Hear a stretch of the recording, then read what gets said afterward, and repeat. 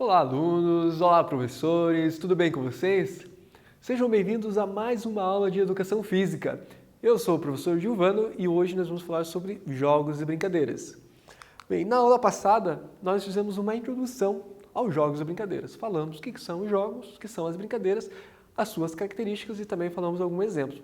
Farei uma retomada da aula anterior e aí dando sequência ao conteúdo da aula de hoje. Bem, falamos sobre a brincadeira, sobre as suas características. Vimos que as brincadeiras ela possuem um aspecto lúdico, possui liberdade de movimento, uma identidade cultural, local e regional, que é passado de geração em geração, né? E aí demos algum exemplo aqui, que é a brincadeira de carrinho, a brincadeira de boneca, entre tantas outras brincadeiras. Ou seja, a brincadeira ela possui um caráter lúdico. E o que é o lúdico? O lúdico é aquilo que torna a brincadeira legal, né? Não é uma coisa chata, é uma coisa que a gente se diverte quando está ali envolvido naquela brincadeira, mexe com a nossa imaginação e dessa forma traz aí vários benefícios no nosso desenvolvimento, no nosso caráter, no nosso aprendizado. Mas quando a gente está brincando, a gente não está preocupado se isso é algo que vai nos ensinar alguma coisa, se é algo que vai nos desenvolver de alguma maneira. A gente simplesmente brinca porque é legal, porque nos ajuda a nos sentir bem. Bem, em relação ao jogo, não tem tanta diferença. O jogo ele vai ter praticamente todas aquelas características que a gente já citou das brincadeiras. Esse caráter lúdico, esse caráter de passar o que eu aprendi com os meus pais, com os meus avós, eu ensinarei isso aos meus filhos e assim por diante. Então ele é passado de geração em geração. Porém, os jogos em relação às brincadeiras possuem algumas peculiaridades, algumas diferenças. Então, a primeira dela possui regras e combinados. A brincadeira ela tem um caráter muito mais lúdico, muito mais de diversão. Ela não existe uma regra de como começa, de como desenvolve ou como termina. A gente simplesmente começa a brincar, brinca a hora que cansa, a hora que não tem mais tempo, a gente para de brincar. O jogo não. O jogo ele possui um início, um meio e um fim. O jogo também possui algo que a gente chama de regras. A gente precisa entender essas regras. Essas regras precisam ser iguais tanto para um quanto para o outro. E ambos precisam estar de acordo com essas regras. Porém, essas regras não precisam ser fixas. Elas são feitas, elas são determinadas pelas próprias pessoas que estão ali brincando, estão ali jogando essa dinâmica, esse jogo.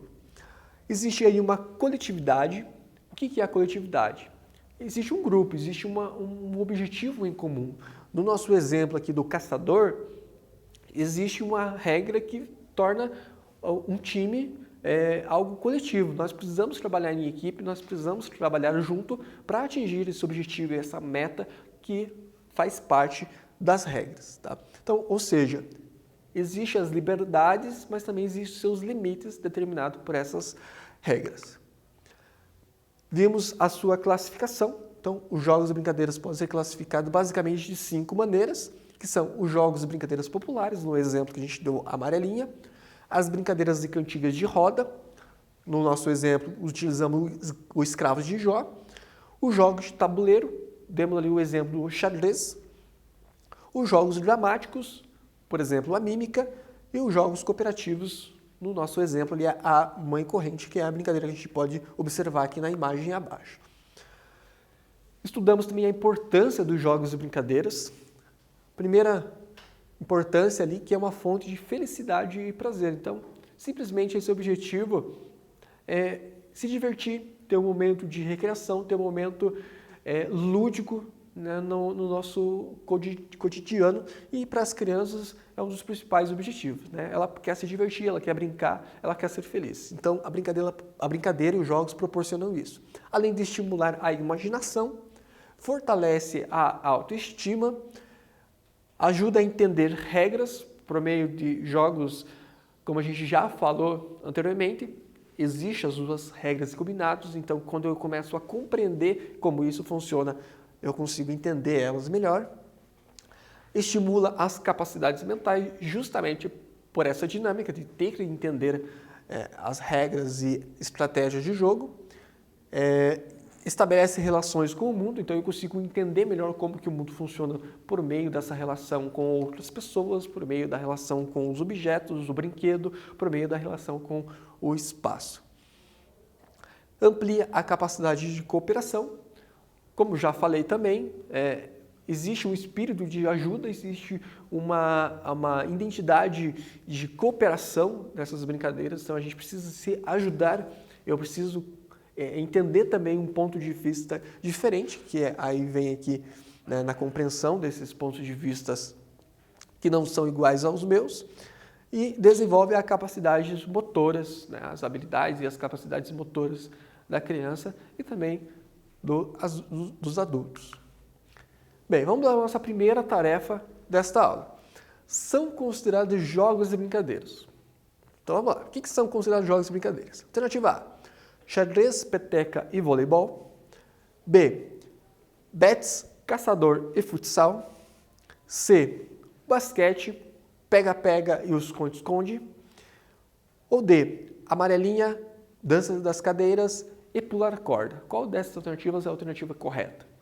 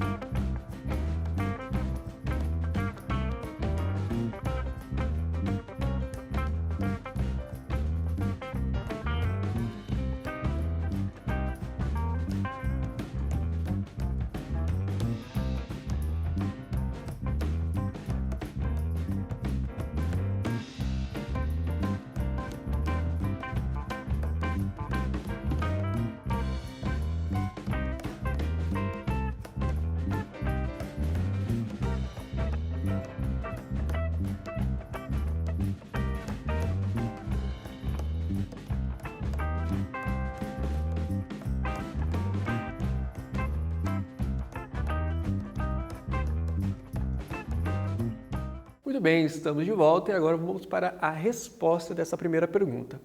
Então, a resposta dessa primeira pergunta é a alternativa D. E vamos entender por quê. Então, vamos lá. Amarelinha é uma brincadeira. Dança das cadeiras também, né? E pular corda também é uma brincadeira. Mas vamos entender por que A, B e C está errado. Então, vamos lá. Alternativa A. Xadrez é um jogo. Peteca é uma brincadeira.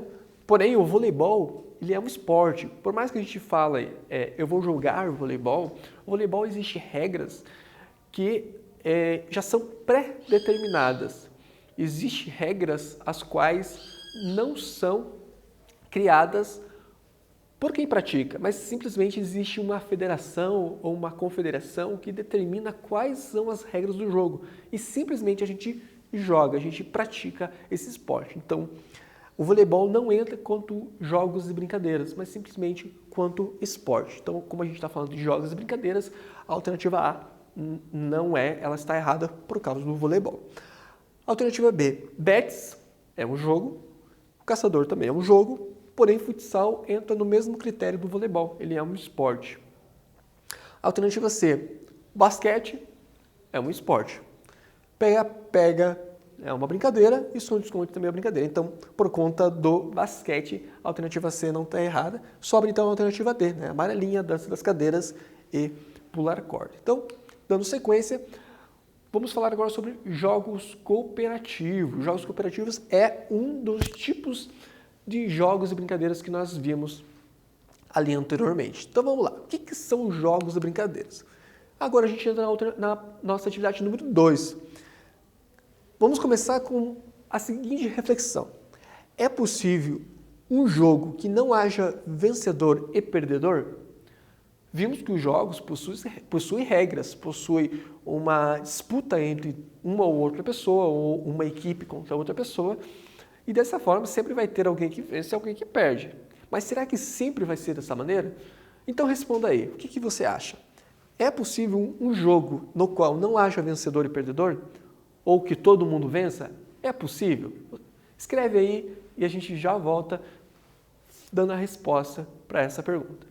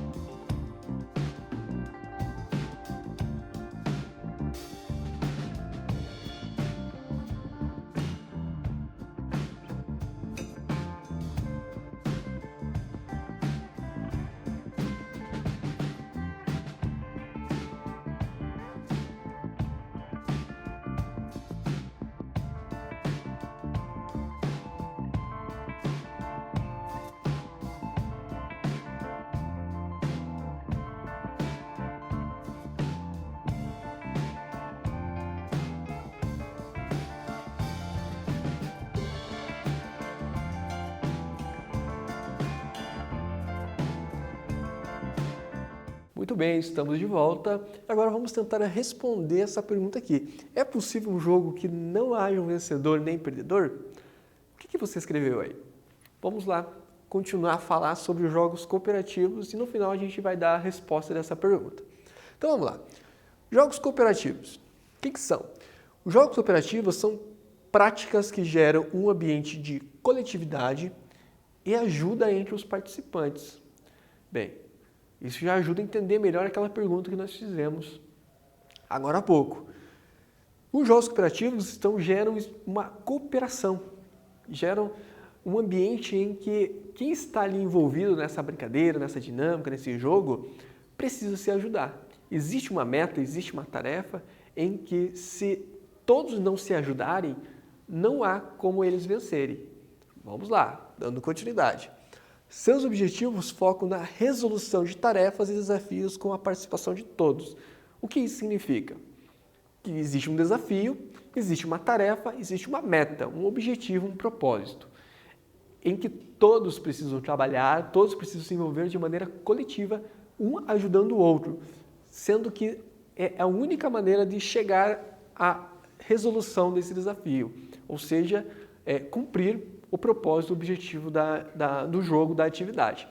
Essa imagem aqui, provavelmente você já deve ter visto algo parecido, que é aquele desafio em que todo mundo senta numa cadeira, deita no apoio ali nas pernas do seu vizinho, né, do seu colega, e vai se retirando as cadeiras. Ou seja, o objetivo final é que todas as cadeiras sejam retiradas e ninguém caia.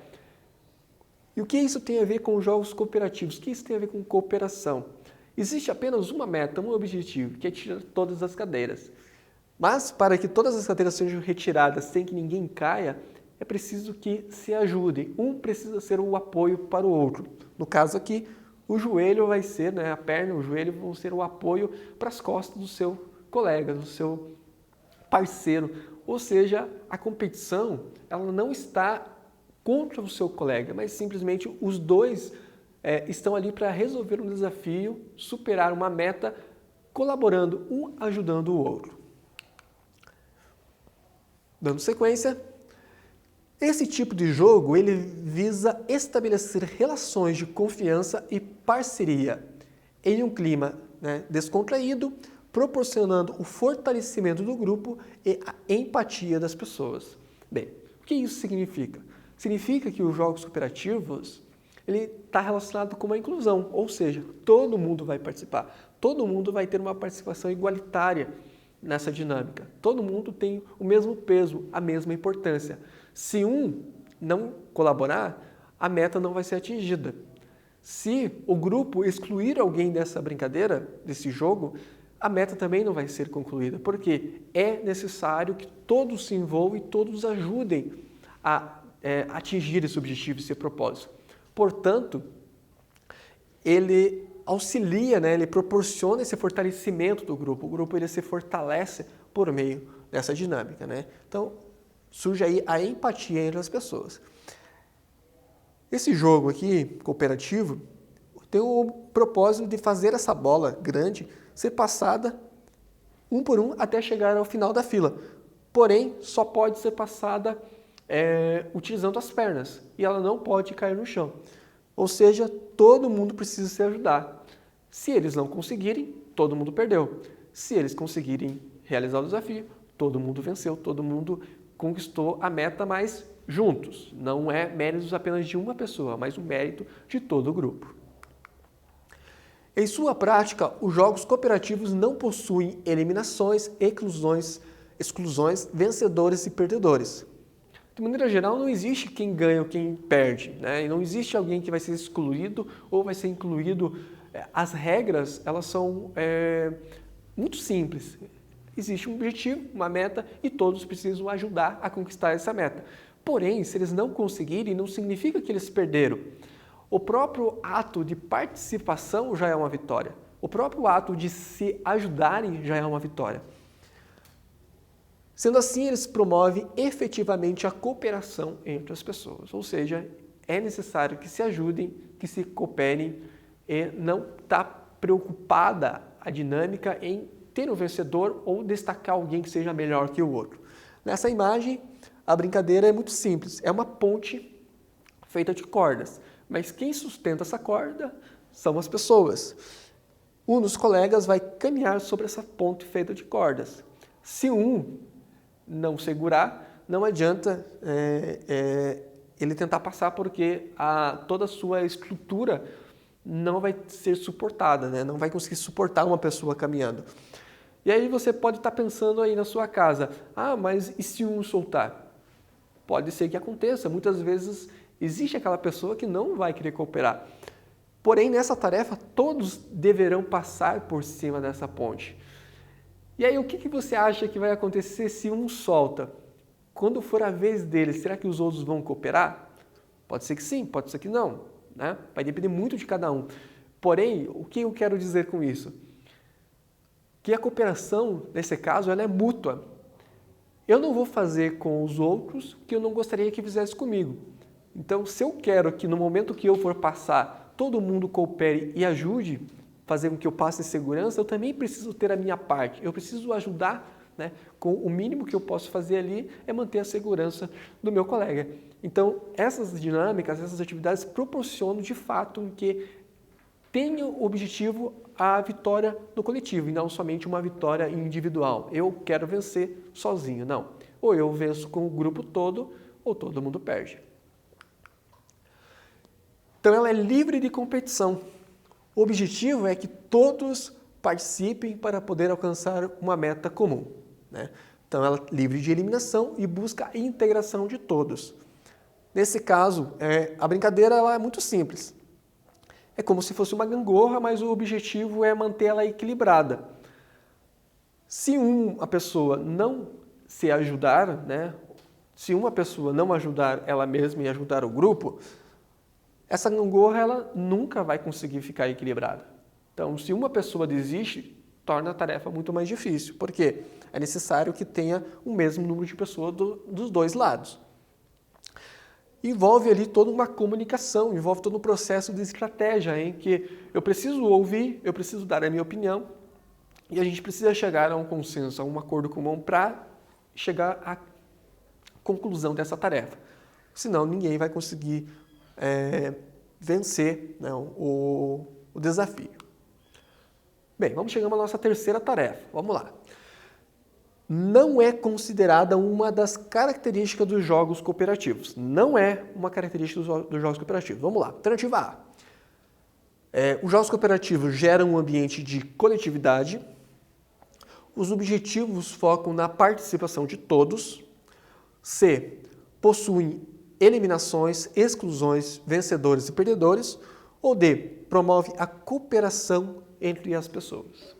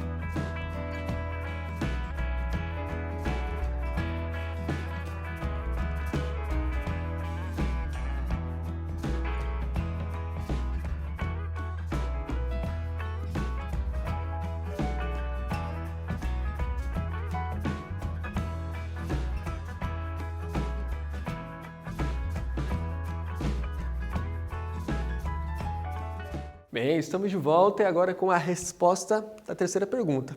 Bom, a pergunta estava muito fácil e a resposta mais fácil ainda, né? Então a resposta correta nesse caso é: possuem eliminações, exclusões e vencedores e perdedores. Então, como eu pedi a resposta que não é considerado uma característica dos jogos cooperativos, a única alternativa que não entra aí nessa classificação é a alternativa C. Por quê? Porque não possui eliminações. Os jogos cooperativos não possuem exclusões e muito menos têm vencedores e perdedores. Nós temos alguns jogos que são plenamente cooperativos, ou seja, não existe nenhum tipo de competição de pessoas contra pessoas. Existe uma meta, uma tarefa que todo mundo tem que ajudar a fazer. Aqui tem um exemplo, né, a brincadeira de mãe corrente, em que todo mundo precisa ajudar a tentar pegar, né, as pessoas. E no final todo mundo é pego.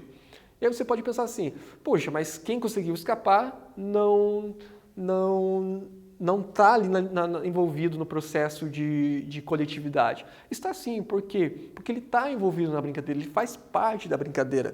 E se ele for pego, ele não perdeu por isso, porque no final todo mundo vai ser pego. É o objetivo final da brincadeira. Um outro exemplo, pular corda. Pular corda é uma atividade que, qual é o principal objetivo? É atingir uma meta?